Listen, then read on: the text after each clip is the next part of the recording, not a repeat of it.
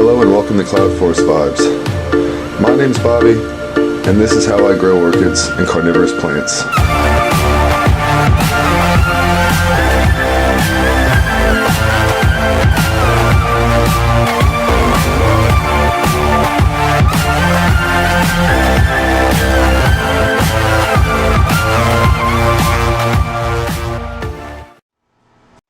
Hello and welcome to Cloudforest Vibes. Today's video is all about the blooms again.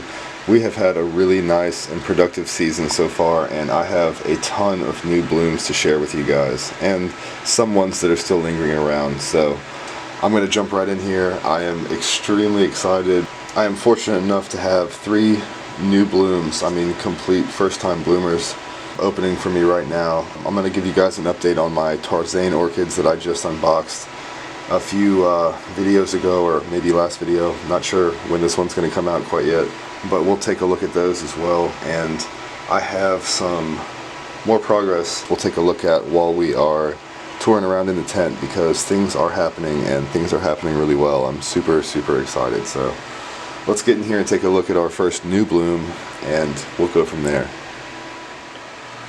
Alrighty, so our first new blooms are one from the Daryl Adams batch of orchids.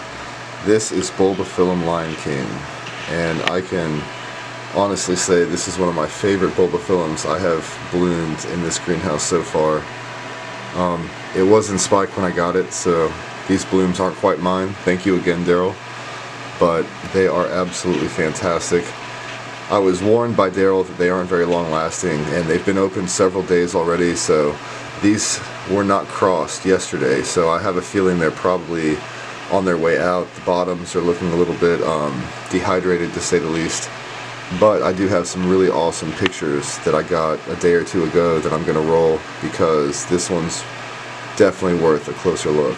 Really beautiful little flowers, and it's got the little rosette kind of bloom form that so many bulbophyllums have. Packs a lot of punch. Small blooms, but definitely, very showy. That's the Bulbophyllum Medusa, or Medusae, that's in it, for sure. And, yeah, I'm excited. It's got some progress. It's got a new growth there.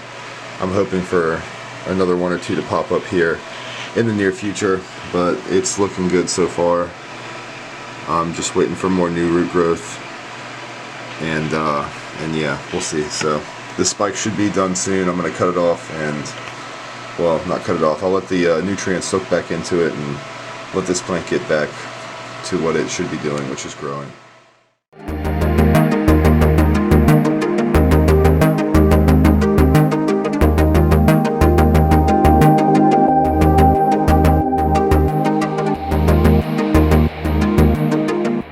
Alrighty, on to our next new bloom.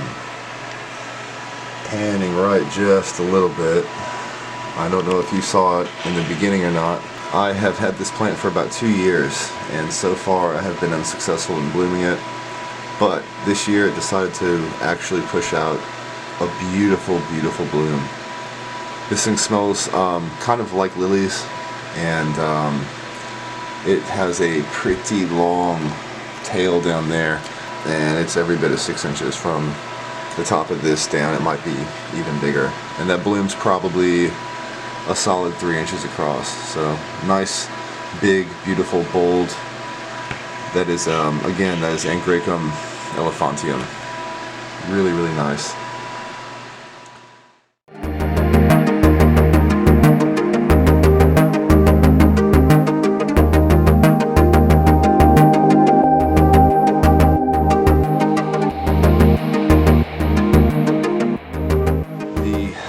Next new blooms, yes, blooms that we have are these. This, finally, after months and months of spike growth, is our Miltonia Phymatochyla. This is what we've been waiting for. I absolutely love them. They smell fantastic. It smells kind of perfumey in a way. It's got a greenish tint to the sepals and petals with this beautiful brownish marking. The white lip with a brownish marking and some yellow hair-like protrusions from it as well. Very beautiful, very complex. It's got recoil petals and sepals. We'll look at the one back here. They're straight for the first day when they open up, and then as they age a bit, they get that nice recurved or recoiled look to them. So beautiful, beautiful blooms. And this is just the first spike starting to open. And we've already got lots and lots and lots of awesome little flowers, and many, many more to come. We've still got them opening on this spike here, and this big branch down here hasn't even started to open yet, nor has the branch that is constantly stuck in the Tolumnias. So lots and lots of flowers to come, but for now I figured I'd give you guys a sneak peek of these because they are absolutely amazing. I'm so excited to finally see these blooms in person. That is Miltonia Phymatichyla, or Oncidium Phymatichyla, or Phymatichyllum.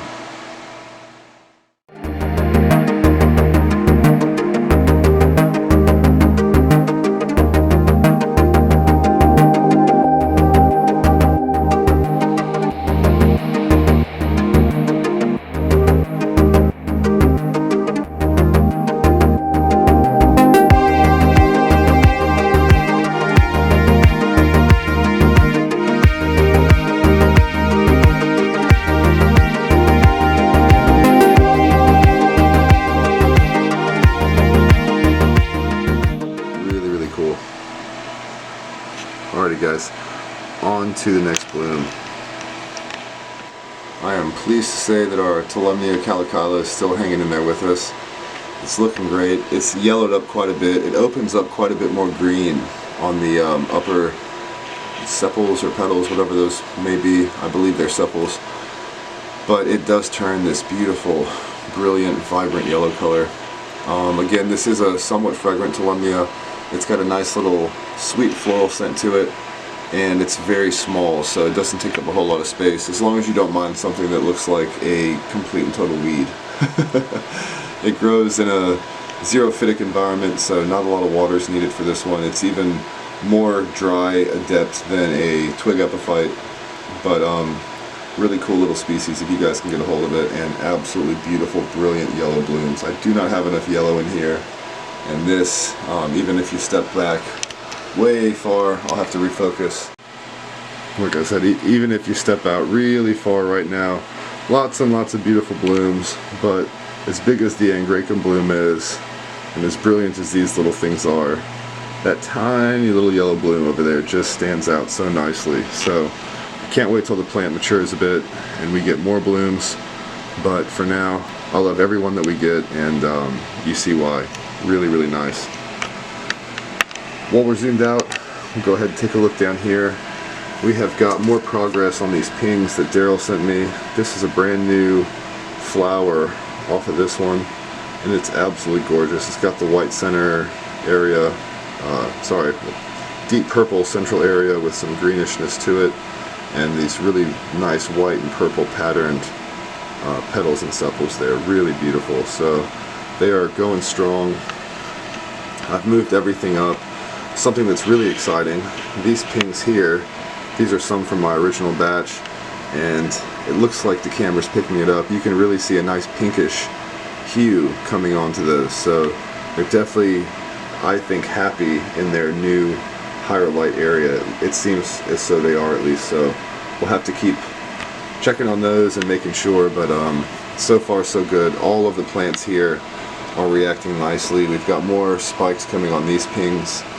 The Drosera prolifera here is just exploding. It got to eat a couple really good meals the other day. There was a couple flies in the house, and I should have got a picture of it, but it's really neat. When you give this thing a bigger meal, the little paddle-shaped tendrils actually close up like a taco around the meal. So it's definitely absorbed lots and lots of good nutrients, and it's pushing up tons of new growth and proliferating, as its name implies. So really cool. Looking just below that, this is one of our Tarzane orchids that we recently unboxed. It's doing outstanding. Have not gotten around to unpotting it yet and getting it on its mount. I will have to do that here this weekend when I have time, but I have it in a really bright, one of the brightest spots I can give it, over here in the corner, and it seems to be reacting quite nicely to it so far at least, so I'm really excited about that. So the next new blooms, I had to take it out because it lives in a pretty shaded area. This is our Dendrobium microbulbon, and it is starting to become one of my more tried and true Dendrobiums. It is awesome. It's got these tiny little white flowers with a hot pink marking in the central lip area. I'm gonna have to try to get in here. They're so tiny, but beautiful little Dendrobium blooms, and it grows really easily. I grow it mounted. I changed up the moss this year on it, and it has kept pushing on quite nicely. It is very, very miniature, as you guys see. I mean, just tiny as can be. The pseudobulbs themselves are small. Looks almost Oncidium-like, to be honest. This comes from Sri Lanka and Australia, that area of the world down in the Indian Ocean, and it is just an awesome species. So I love it. We've got plenty of blooms to come, and they are very long lasting. This will last at least a month or so. The next orchid, I guess we can say, to come is this. This is our Phalaenopsis bellina, and the spike from last year died off. Unfortunately, we do not have 2 active spikes on this plant, but what we do have is one that is pushing along quite nicely a new bud, and it is extending already underneath of it. So we're going to have a nice season again with the bellina. I think we got 3 or 4 blooms off of this thing last year, and I just look forward to smelling it again. The fragrance off of this orchid is unforgettable, and I think once you smell it, you pretty much have to have this in your collection. It's one of my bigger Phalaenopsis orchids at this point in time. Actually, I think it's my biggest Phalaenopsis orchid, and I do have 2 of them. So the other one here, it was a clone or just another one that came in the pot along with this one, and I put it on its own mount here. It grew a nice big new growth last year, and so far this year it is doing amazing. It's really, really pushing on strong. I'm excited, hopefully, to see these things both in bloom together at the same time, probably next season at this point in time, unless this one decides to you know, surprise me and push a spike out or something, which we'll just keep our fingers crossed. But that is good news. Again, I just love this orchid. I love the blooms, and it is worth the wait every year. I love this thing. It's absolutely one of my favorite Phalaenopsis species. Our little Dracula carteri here, or Dracula inequalis, has finished its big sprawl of blooms along this side, but it has opened up another one here, and look at all these spikes that are still extending. Some of these are actually going for a 3rd bloom, it looks like, so really, really exciting news. Once this plant is happy and keeps blooming, I can't tell you how thrilled I'm going to be. I really hope that all these things hang in here. It's getting warmer. I do not know if it's actually going to be able to last and hang in. It's a more warmth tolerant Dracula, which makes it pretty awesome for my environment. And it's got, you know, lots of new growth that's been pushing on happily, so it looks really nice and full right now. So I'm hoping to see lots and lots more blooms from this thing in the near future. We only have one now. We've looked at this a few times, so we probably won't look at this plant again for a little while. But in the meantime, just know it is doing its thing really, really well. Probably my best blooming Dracula by far, and 2nd best growing Dracula right now, next to the Lotax over in the tank. Moving over this way, this is the Masdevallia, let's see, what is it called again? Macrura keys that Daryl gave me, and it has its awesome little new growth going on. The very start of some new roots, and I see a 2nd new growth down here starting in this pot, so I'm really excited about it. It's a very light colored Masdevallia, and I read up on it, and it does like a lot of light. I have it down here in the bottom. I'm hoping it's getting enough light right now, but it's actually gotten a bit darker since Daryl gave it to me, so I think what I'm going to end up doing is moving this up to a brighter spot when I can figure out a good place for it. I'm thinking maybe somewhere over on the corner of this shelf, maybe near the Psychopsis and things like that. That'll get a little bit more sun to it and more light from the grow light above, but for now it lives down here. I love this substrate. It looks like Daryl's got this in a mix of some pretty coarse perlite or grow stone, some coconut fiber, some little bit of chopped sphagnum moss, and a little bit of small bark.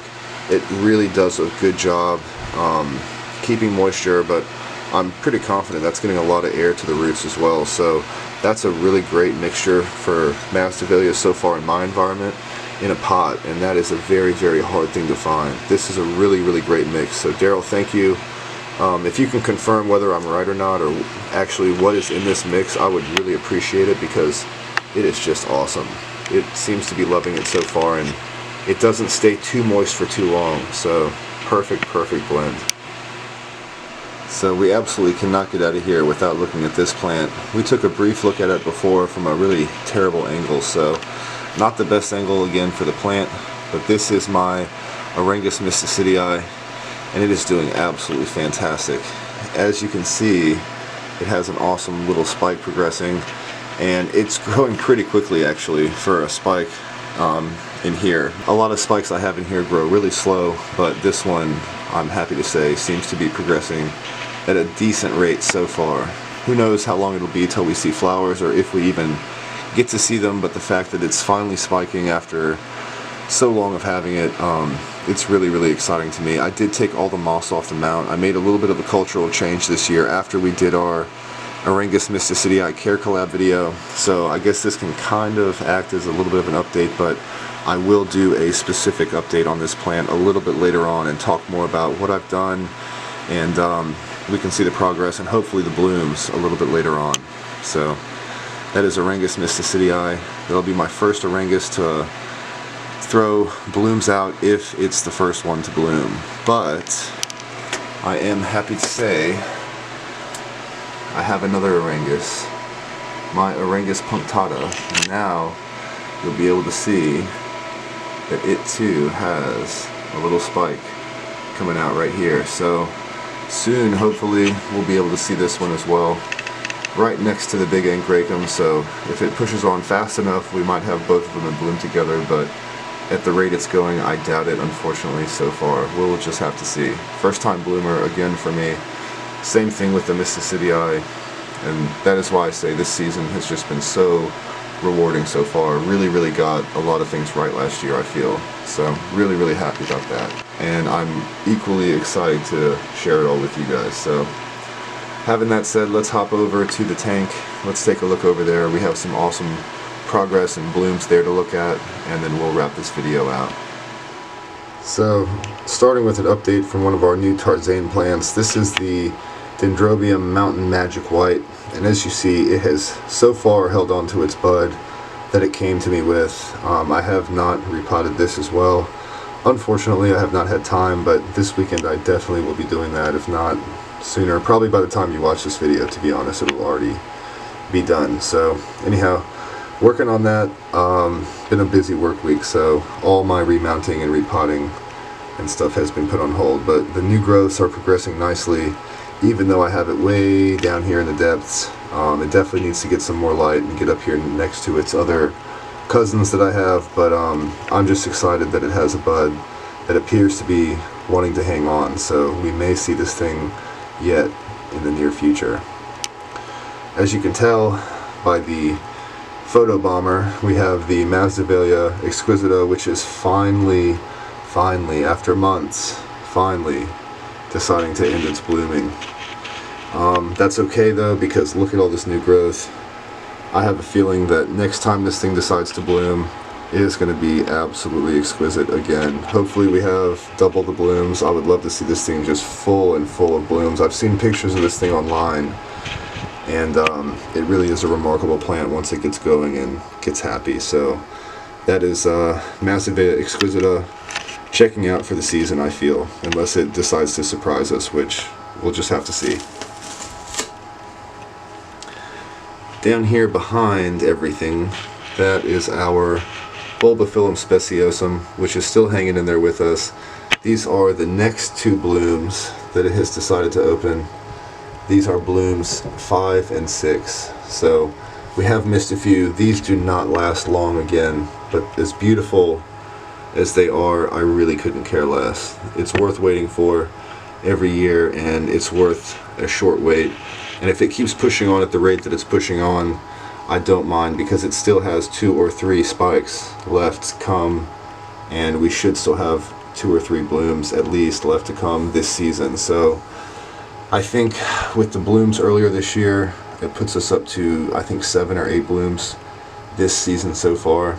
And again, they don't last long, but when they're around, I tell you what, if that's not special, I do not know what is. I absolutely love these. And if you do not have this, if you're a bulbophyllum person, you absolutely have to get this one. It's beautiful. It does smell like fish. It smells like a fishy hand after a good day of fishing, but it's worth it. It's pretty compact. It's an easy grower. It likes to grow really, really moist.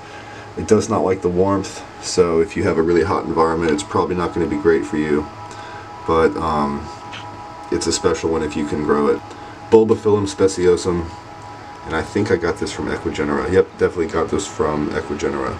So that is a special one that I always enjoy sharing with you guys. And we'll just go ahead and scan up here. Lots and lots of stuff going on with the Lepanthes. The Tentaculiferum, believe it or not, I've moved it again, but it's pushing out 2 more spikes. This one actually looks like it's going to hang in there, so we may get another round of blooming off of that. I have my tree fern experiment. Let's talk about that for a second. That piece of tree fern that I got with the little Hariella odorata, I have been watering just like I would if it was on an orchid, or I'm sorry, if I had an orchid on it. And I've been keeping here in the tank because that's, you know, perfect size for a miniature orchid. I figured it might live in here, but I really don't think so. You see that? That is my big problem with tree fern. This happened the first time I tried to use it, and it's happening again, and I don't even have sphagnum moss or any kind of media on here. So that is mold. Let me zoom in. That, my friends, is mold. I have soaked this plant with, I've soaked this mount with peroxide twice now. Let it dry out. I've rinsed it, and it just keeps coming back. It just seems to be such a good environment for this stuff, especially in the tank for whatever reason. I have high humidity in here, so maybe not the best choice. I'm gonna hit this with Phison. I'm gonna try to eliminate every bit of mold, mildew, or anything that's on here, any kind of fungus, and I'm gonna go ahead and do the same experiment over in my tent and see how it does over there. Right now, in my tank environment at around 90% humidity and around 77 degrees high for a daytime temperature and around 67 degrees low for a nighttime temperature, we are having terrible mold issues. Probably the humidity. It definitely takes a day or so to dry this stuff out. It holds moisture nicely, but as you can tell, it's not sopping wet, so it's definitely got potential. I just need to figure out how to use it. So that's my tree fern experiment. That's the piece from the Hariella, and I'm gonna have to see what it does in the tent, because I do not think this stuff is gonna work in my tank. Getting back to the blooms, we have the Dendrobium Gaetan Minette right here that's opened up some more blooms for us to enjoy. It's got another cluster here opening, and it's got several more in the back, so we're having a nice little flush of blooms from this thing after it has faded its real big mass blooming from this winter. So very, very exciting. This is Dendrobium ophanocylum crossed with Dendrobium cuthbertsonii. So one of the Dendrobium cuthbertsonii hybrids that is just absolutely worth having, and then some. So that is Dendrobium Gaetan Minette. And finally, to the right, we have, in my opinion, the star of the tank right now. This is the Dendrobium cuthbertsonii red. Michael, sorry I haven't gotten a chance to respond to your comment yet, but yes, this is the Dendrobium cuthbertsonii red, or at least that's how it was sold to me. It is more brilliantly red than this in, you know, the eye, whatever. It's hard with the lighting above and with the camera, but at different angles it kind of appears lighter, more orange. But maybe you'll be able to see just how red it actually is. The pictures come out a little bit better than the film, but it is absolutely the Dendrobium cuthbertsonii red form. And the big news on this is it has another bud opening, so we will soon have 4 flowers on this plant after all. These bottom 2 here have been open for 5 or 6 months. I'm gonna have to go back and check the date. I will throw it down here somewhere so you guys can see.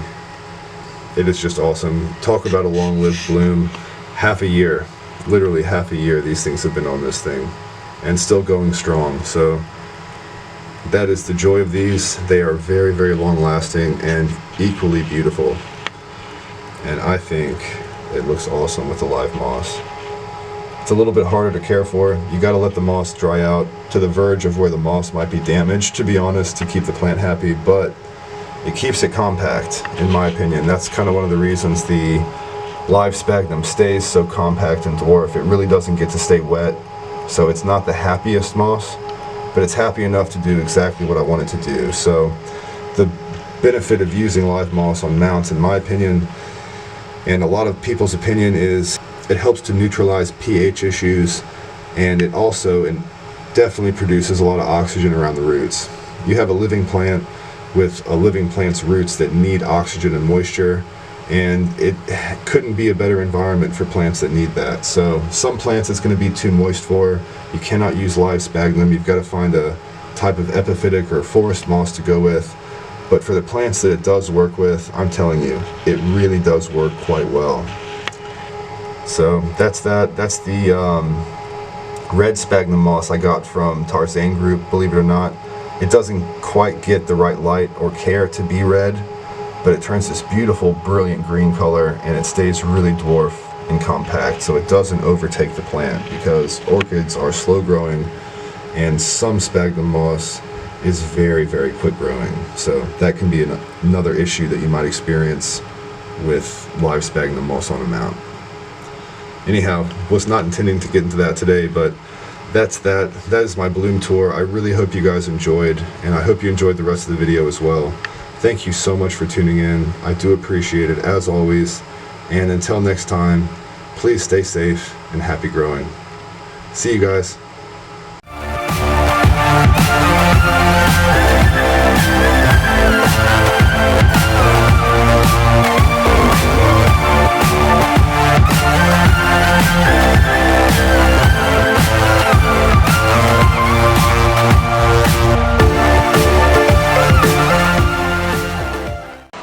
So the next new blooms, I had to take it out because it lives in a pretty shaded area. This is our Dendrobium. Oh my goodness. Microbulbon, what is wrong with me? I love this plant. It's how you know you have too many damn orchids. Anyway.